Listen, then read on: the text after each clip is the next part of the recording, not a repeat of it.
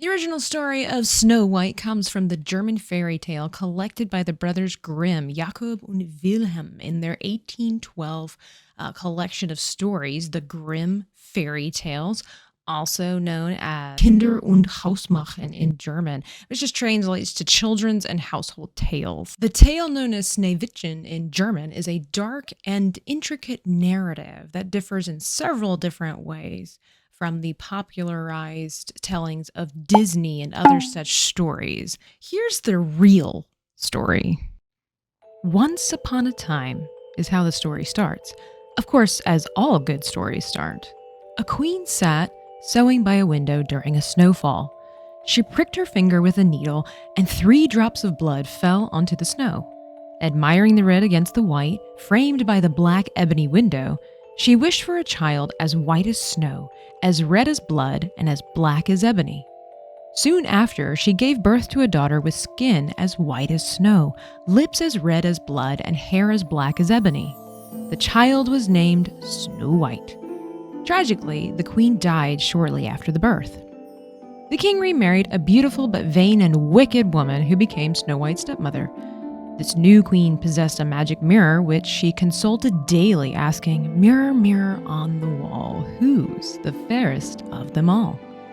The mirror always replied that she was the fairest, until Snow White grew older. When Snow White turned 7, that's right, 7, 7, the mirror declared her the fairest, igniting the queen's jealousy and rage.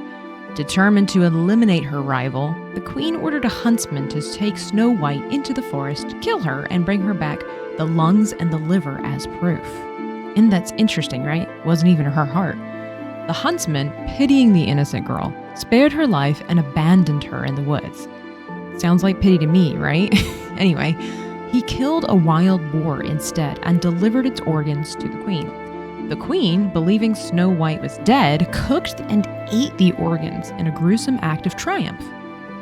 Lost in the forest, Snow White stumbled upon a small cottage belonging to 7 dwarves who worked as miners.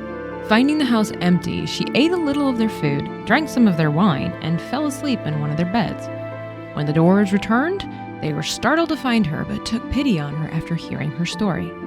They agreed to let her stay, provided she kept the house for them, warning her to beware of strangers.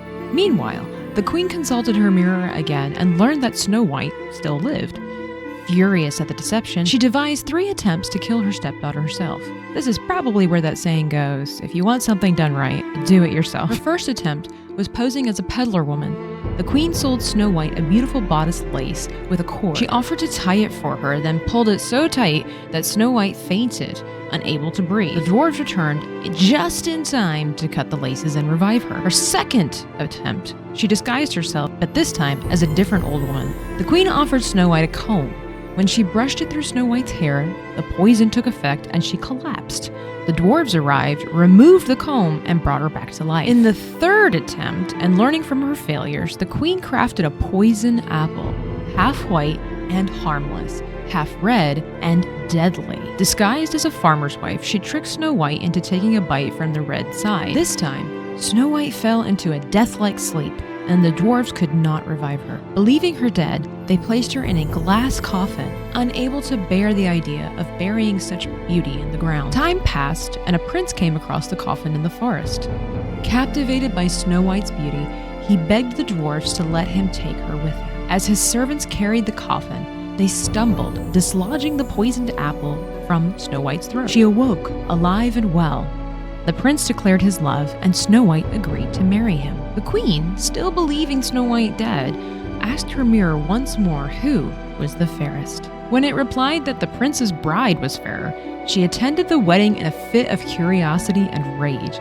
Recognizing Snow White, she seized with terror. As punishment, the prince's court forced her to wear red-hot iron shoes and dance until she dropped dead. A grim and fitting ending to her cruelty. So Snow White and the prince lived happily ever after. Now, Snow White, as collected by the Brothers Grimm in 1812, is a folklore tale with no single true origin tied to a real person or event. Instead, it's a story that evolved through oral tradition across Europe, shaped by culture, fears, values, and imagination. The Grimm's version, Schneewittchen, is a most well-documented early written form, but it draws from older tales and motifs. Scholars have speculated about a real-life influence, though, but none are definitive. One of the possible influences of the story came from Margareta von Waldeck. She lived from 1533 until 1554.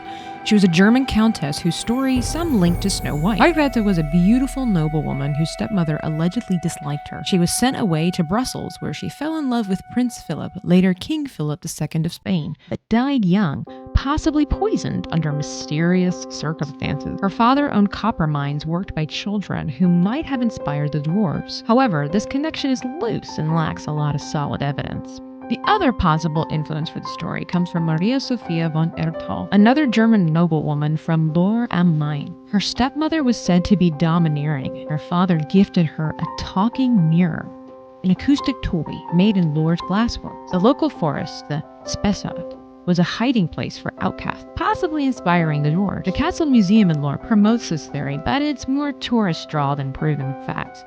These stories are intriguing, but likely retrofitted to the tale rather than its actual true source. Fairy tales often borrow from archetypes, jealousy, innocence, and redemption, not specific biographies.